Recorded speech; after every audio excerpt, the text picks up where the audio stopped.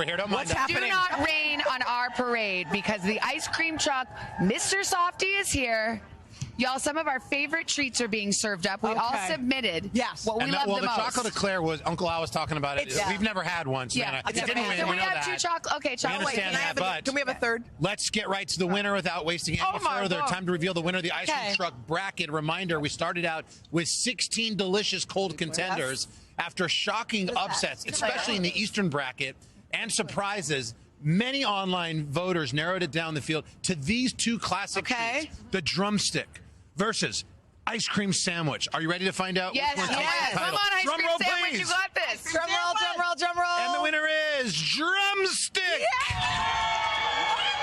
Drumstick. The crowd does not agree. The You guys don't Drumstick agree? is the winner. Wait a minute. The classic. Our crowd. Guys, divided. Carson, will you please poll the crowd? Okay. Yes. Will you poll them to find out? For Drumstick or Yes. who likes Drumstick? Okay, go ahead. Or which one? Ice cream sandwich. Which one likes ice cream sandwich? Okay. Oh, thank you. wow. Okay.